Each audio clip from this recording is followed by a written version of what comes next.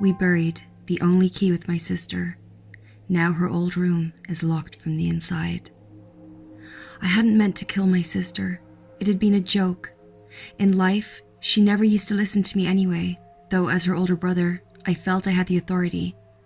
But after she died, and in my childish misery and guilt, I'd invited her to come back home. Well, she did. There were only two of us. Our parents thought we were everything they'd wanted in a family, a boy and a girl. She came out a bit shyer than they'd wanted, quiet and a bit odd, at least to me at that age. But we were perfect, side by side in family portraits. Now there is only one of us. We don't take family portraits anymore. It started when I'd found the key to her room. Our bedrooms were across the hall from each other on the second floor of the house. The doors had old-fashioned doorknobs that locked with a key, which we didn't have and which I hadn't seen before. Then one day, I found a ring of unmarked keys in a junk drawer in the foyer's side table. I went around, trying them in everything until I'd matched every key to a door in the house, including our bedrooms. Nearly every key on the ring had a spare, but not all did. The key to my sister's room was one of them that only had the master key. That was when I'd gotten the idea. I pocketed the key to her room and left the rest in the drawer where I'd found them. I waited for the perfect opportunity that evening, when she was in the living room with my parents, staring at the TV, as she always did after dinner. I went upstairs on pretense to use the bathroom and quietly locked her bedroom door from the outside. Back downstairs, I acted innocent as we watched TV together. I loitered until my sister yawned, kissed our parents goodnight, and went upstairs. I waited on the couch, grinning with suspense. It was a good, long moment before we heard her shriek. Then the sound of wood banging. She streaked downstairs in tears, asking for help with her door. Father went up with her to see what was the matter. They both came downstairs again, her still in tears and he in confusion. "It's locked," he said. Mother got up and retrieved the keys from the side table in the hall. All three of them went upstairs. I waited until they were gone to fall over myself laughing, pretending to find something funny on TV. By the time I got sleepy and went upstairs, they were still there in a huddle, trying and retrying every key. Of course, none of them fit. Mother suggested my sister sleep in my room until they can call a locksmith in the morning. I was annoyed at this and produced the key from my pocket, too tired to care about the trouble I'd get in. "It was just a joke," I said in my defense. After we'd gotten her door unlocked, Mother made me return the key to the drawer, saying the first chance she got, she'd get it duplicated to avoid this situation again. Naturally, she'd forgotten. That weekend, when our parents were out on an errand, leaving us alone at home, I'd gotten bored and done it again. My sister knew immediately who had done it. It was a Saturday afternoon, and it was the last time I would see her alive. She flew into the kitchen, chasing me, demanding I open the door. I pretended to have swallowed the key. By this time, she was in hysterics and fled the house in tears, as if she could run all the way to Mommy and Daddy in town. This wasn't the first time she'd done that. She always came right back home before she got to the end of the street. I waited for her to give it up and return, but as the hour turned to 2 and then 3, I began to worry. I waited by the chair closest to the front door, and then the window.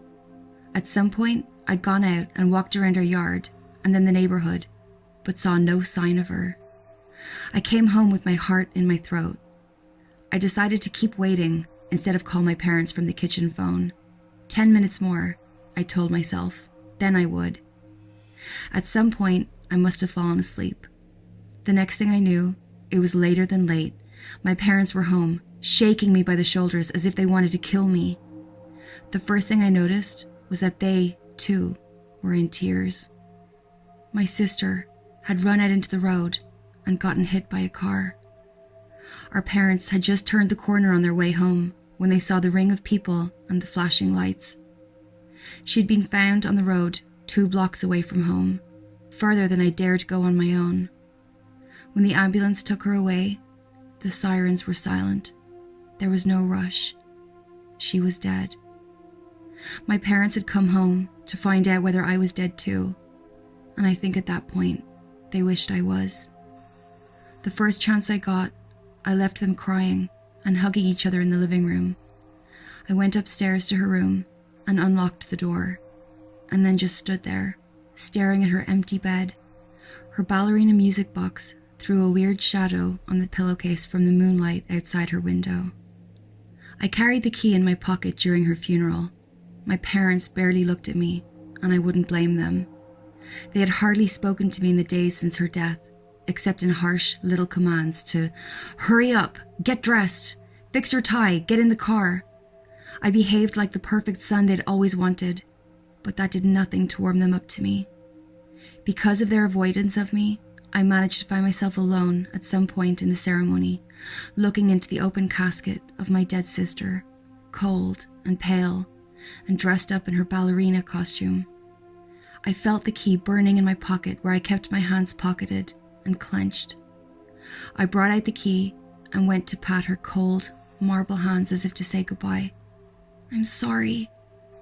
As I did, I tucked the key under her fingers, folded together over her chest. "Please come home," I whispered. I didn't cry then or after. Mother kept making her promises. She was too grieved to go through my sister's room and put things in order after the funeral. She promised to do it someday, just not now, not now. She only went as far as to stand in the open doorway and glance in, the way I'd done the night my sister had died. But invariably, Mother would break down into tears and leave, closing the door behind her. Sometimes she stood there until Father took her away. I didn't dare go near her. She repeated this pitiful ritual almost every day and then every week. She stopped after a few months of this. Things edged into a semblance of normalcy. My parents softened up towards me just enough to allow me to have friends over. I needed someone to talk to. My friend Keith came over after school one day, and I told him about how, the previous night, I'd woken in bed hearing the faint sound of my sister's ballerina music box playing in her room across the hall. It stopped as soon as I'd fully opened my eyes and sat up. I decided it was a dream, but the melody would not leave my mind all day at school. I hummed the tune for Keith, who had the inane idea that he knew the composer of the song. We fell into a debate about that, and to refresh his memory of the song and prove my point, we went up to her room to retrieve the music box. The door was locked. We peered into the keyhole and found that it was too dark for that time of day. Then I realized why. There was a key blocking the hole. It had been locked from the inside. Keith saw no significance to this, since I'd been too struck dumb to say anything else to him. I'd been in no mood to entertain him after that, so he went home. I stayed downstairs in the living room, staring wide awake at the TV without watching it, waiting for my parents to come home. I could hardly restrain from calling my mother to hurry home from the grocery store, or my father from work. But when they did finally get home, I found I could hardly mention anything to them. I stayed quiet all through dinner until it was time for me to go upstairs to bed. I didn't want to go, but I didn't want to upset my parents further. I stopped outside my door and glanced at hers across the hall, silent. I didn't dare try the knob again. It was a Saturday the next day, and I was off school, but I was woken early by my mother battering the door to my room. I'd gotten my own key from the drawer and locked my door the previous night, something I rarely did before then. When she'd gotten in, she demanded that I unlock my sister's door that instant, that I had no right to. I interrupted her and told her I had nothing to do with the door this time. "Lies!" she shrieked. "You and your friend were fooling around in this house yesterday when I was not here." I told her that was true, but we never did a thing to my sister's door, and that was the truth. She wouldn't believe me when I said I didn't have the key. I was forced to tell her that I'd left it in my sister's coffin. She'd gone silent at that, not because of the implications of what this meant, but because she was transported back to the funeral in her mind. Her eyes filled up, but the tears would not fall. I couldn't bring myself to tell her that I thought the key was in the house now, on the other side of the door. All she was thinking about, now that she shook herself into reality, was that we couldn't duplicate a key we didn't have. What's more, she decided the door wasn't locked but merely jammed by humidity or something else. Apt punishment for her for not having opened the door in a while. She decided we would have to call a locksmith that very day. Once she flew this idea by my father, however, he would have none of it. He left his breakfast half-eaten at the kitchen table and roared out to the garage to retrieve his toolkit and roared back in and straight up the stairs, followed by my mother rolling her eyes behind his back as he spewed forth his wounded pride. Gingerly, I hung back in the hall as my father began to play locksmith at my sister's door. With me and mother watching over his shoulder, he tried the door this way and that, pulled and pushed, banged it with precision here and there, and finally knelt at the doorknob and probed a penlight into the hole. I saw his eyebrows shoot up. "There's something blocking the keyhole," he said, confirming what I had seen the other day. It was mid-morning by then. My sister's room had a window facing east. The light should have shone through the doorknob, as it did from the gap under the door, but it was dark as night. Through the gap, my father slid a sheet of old newspaper along the floor, a good deal of centerfold to cover as much ground as possible. Then, with a thin metal instrument from the screwdriver kit, he prodded into the hole until we all heard a thin, distinct thud of metal on the paper on the other side. A dot of light was cleared in the doorknob. My father pulled at the paper carefully from under the door, and we could see the slight weight of the key keeping the paper from flapping. And then, before it was halfway out, the weight was gone, and the paper came clean away on our side of the door, very suddenly unburdened from its weight. The key was gone. Father had that puzzled look on his face, and he turned to glance through the doorknob. Then he got on all fours to peer under the door to see if the key had gotten caught on something or had somehow fallen off the paper. But of course, he saw nothing. No movement of shadow across the light. No telltale form of a key on the floor for any distance. I knew what had happened, of course. It had been plucked out from under our noses. Mother asked Father if he was quite finished playing locksmith so we could call a professional. He wasn't quite ready to give in, and as they continued to bicker, I left them and went downstairs out the back door. I circled around the yard to look up at my sister's window from the outside. They had picked her room very carefully. Not only had she gotten the best view, but the window was the most secure from any break-ins from the outside. You couldn't get to its ledge from the roof or any outdoor piping. There were no tree branches close enough for a foothold. This side of the house was smooth and unscalable. And as I stared up at her open shutters and drawn curtains, the way they had been the last day of her life, I saw that the window panes were intact. Nobody had gotten in from there. Looking carefully, and for as long as I could stand, I detected no movement or light from the dimness behind the curtains. When I went back in, my parents were in the kitchen now, taking a break, it seemed, from trying to break the door open, but not a break from their bickering. They shut up at once almost as soon as I entered, and when I heard it, I shut up too. A great silence descended on three of us, as from the top of the stairs, we could hear my sister's ballerina music box playing the way it did when the lid was opened. I was frozen, but barely a second later, my father dashed up the stairs, eyes wild. My mother called after him in a fright, but then followed him after barely a moment of hesitation. I was drawn upward as well, as though by magnetism, though I wanted to be nowhere near that room. I found my father at the door, one hand on the still tightly locked doorknob, and the other rapping sharply on the wood, calling, "Who's there?" No response. My mother had her mouth covered in both hands, suspended between shock and grief. No matter how much they demanded answer from an assumed stranger, as my father did, or changed tack and called my dead sister's name, as my mother did, nothing stirred from the other side of the door. The music had stopped by the time I'd gotten to the top of the stairs. It seemed we stood there, holding our breaths for a good half-minute or so, before my father stepped back from the door and took my mother's elbow, leading her downstairs. He gestured with his head at me to do the same. Downstairs, they spoke in hushed, funereal voices, wondering at what was going on. I couldn't bring myself to say much, and for once, my mother showed real concern toward me. She had me sit down at the kitchen table while she got me a glass of apple juice to revive my energy, afraid I'd faint. I noticed my reflection in the chrome body of the toaster oven, pale as I didn't dare say the word, even in my mind. We stayed downstairs for the most part. At some point, my father went out to look at the window the same way I'd done, and come back to report to my mother the same things I had observed. My mother asked again whether we should call a locksmith, but I could see her resolve had dissolved, and so had my father's. He didn't seem all that keen to be the locksmith either. At dinner, my mother asked me, as if she had just remembered, whether I had really left the only key to my sister's room in her coffin. I nodded my head, just once. I was sure I had, but I didn't want to be sure anymore. Mother asked nothing else. Father wondered if calling a priest was more appropriate, and my mother gave him a dirty look. Everyone knew that priests always failed in the movies, and besides, neither of my parents were believers, not in God, not in ghosts, not in anything. I wasn't sure they even believed in me when I said the key was buried with my sister, but that lack of belief kept us all suspended in a swirling and torturous meaningless where the only meaning that now presented itself was a dangerous one. They let me sleep in their room that night. This helped my nerves somewhat, though their bedroom was technically right next door to my sister's, with a wall in between, while mine was directly across the hall from hers.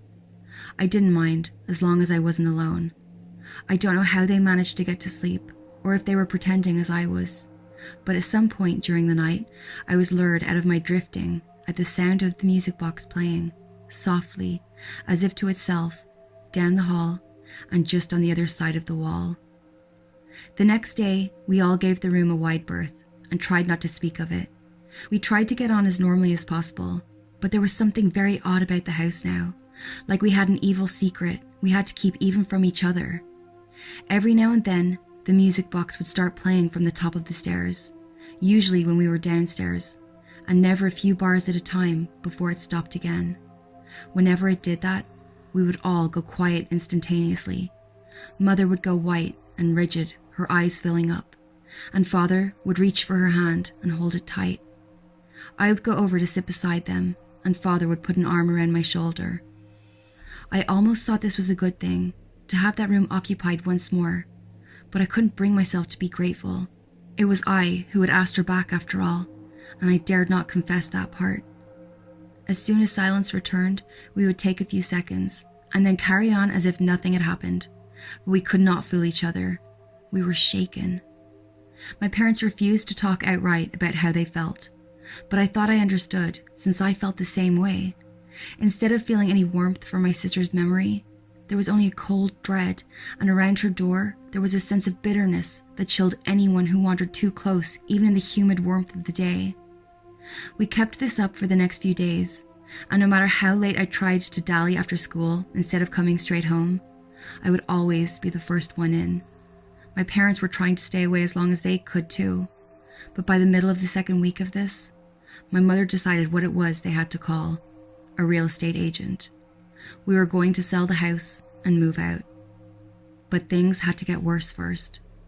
I'd found myself, in my pent-up distress, mentioning something about the door to my friends at school, and Keith invited himself home with me to check it out. I knew my parents would be away from home, and I didn't want to go back alone, so I agreed. I hung back a good few steps when Keith climbed the stairs to the bedrooms. He walked right up to my sister's door, as if he hadn't felt the miasma that, at least to my parents and I, had grown stronger every day. Keith tried the door, as I knew he would, and found it locked, as I knew he would. Then he bent at the waist and peered through the keyhole, his other eye squeezed shut for focus, and his whole body shuffling him side to side a few inches at a time to get a better look. I stood across the hall, shifting uneasily from foot to foot. Then I heard the reassuring sound of the front door opening and my mother coming in, calling my name. Before I could answer her, though, Keith jolted back from the door, gagging and clutching at his throat. His face was pale and strangled, his eyes wide and unseeing. He couldn't scream, but I screamed for him, and my mother was upstairs in an instant, just in time to see Keith collapse on the floor, writhing and twitching. As my mother rushed to tend to him, I threw a glance at the doorknob. Nothing but a point of light and utter silence. We had taken Keith to the ER, left him there with his family, and gotten back home in time to tell my father what had happened. Keith had swallowed his tongue and would have choked himself to death if my mother hadn't acted so quickly. The overseeing physician had assumed it had been some sort of accident caused by surprise or an unfortunate posture, something. I hadn't really been listening. My mind was torturing itself, trying to imagine what he must have seen that made his body recoil so violently as to strangle himself. I wanted to ask Keith myself, desperately, but his parents wouldn't let me near him anymore. Meanwhile, my parents were throwing themselves into the search for a new place to live. We knew now that we were in a dangerous situation. Over the next few weeks, we had terrible luck selling the house. The agents we got kept asking about the room and why we wouldn't unlock it, and the few people who showed up to the open house had a bad feeling about the room. They assumed we had something to hide, and they were right. No matter how beautifully we'd presented the rest of the house, that room poisoned the atmosphere, even though from a photograph of the second floor, you couldn't quite tell there was anything off about it at all. The house was listed as a 3-bedroom space, and people expected 3 bedrooms. My father thought we should just promise to get the door fixed before they moved in, and then just let them do what they would with whatever they found behind it. But my mother argued with him over the ethics of it all. By this point, my parents were willing to just abandon the house and leave it to some in-laws they were not fond of. They had planned to move into what was supposedly a summer home, but with the idea that we would settle there. It was smaller, less comfortable, and farther from my school and my father's workplace. But it didn't matter by then. We only had one goal between us: get out. The music had started to drive us half mad at night. Sometime during the last week, the music box had broken, and the tinny mechanism began to play just one note over and over again. One key over and over. And then it went quiet again so suddenly that the silence was just as loud as anything before or after. To call it music was to call whatever it was on the other side my sister. It might have been music at some point, but now it was a mere sliver of what it had been in life. Now it was a hideously shrunken fragment of the whole, distorted and sharpened so it was no longer recognizable as a part of the original. And it was getting louder and louder, and it appeared to be moving along the walls. My parents' bed, which I still slept in with them, was positioned so that our feet were pointing to the wall that divided the master bedroom from my sister's. That used to comfort me somewhat, knowing that this was the furthest we could get from it and from, well, her. But it had gotten so that it seemed the music was seeping into the walls like a pipe had burst and bled into the paper. The paint on the wall seemed to shift in my mind's eye in the half-light. We were all unable to fall asleep until dawn, and our daylight lives were thrown out of rhythm. We stumbled home, exhausted, and stayed on guard all day, hearing that one key play on and off throughout the afternoon and evening, and then we stayed keyed up all night to repeat again the next day. We were fairly at the end of our rope. My mother insisted we move within the week, and drove us like slaves to finish packing up while she saw to the logistics of getting boxes and furniture shipped off. We were even more strung out and exhausted by then, and thanks to that, I must have drifted off that last night before we were to move. Right there on the bare mattress in the master bedroom, with nearly all its contents in cardboard boxes. I woke up to hear the music over my head and right beside my ear. I snatched myself away immediately and saw that my parents had done the same. The music, that one demonic key, was throbbing louder than usual through the wall opposite from my sister's bedroom, where our headboard was. That broken note played again and again, traveling and swelling and surrounding us, till today, that one key, played in isolation on a piano, can trigger a horrible case of nerves in me.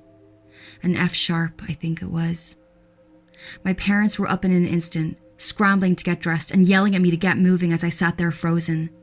They had to yell because the music was so loud now it was impossible the neighbours would remain undisturbed by it. The moving company we hired was scheduled to come by and help us the next morning, but we had to get out right then, at 3:30 in the morning. My father said he would return later to help the movers if they showed up, but for now, we were going to a nearby motel with nothing but an overnight bag hastily thrown together. We rushed out and piled into the car, noting as we left that the music had been thrumming throughout the house, even downstairs, but it could not follow us out the front door. As soon as I cleared the doorway, the air came easier to my lungs.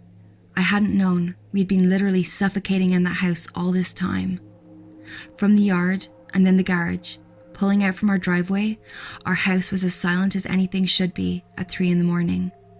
While my father backed the car down the driveway, my mother nervously scolded him all the way to watch the mailbox, and I twisted around in my seat to look back at the house one more time.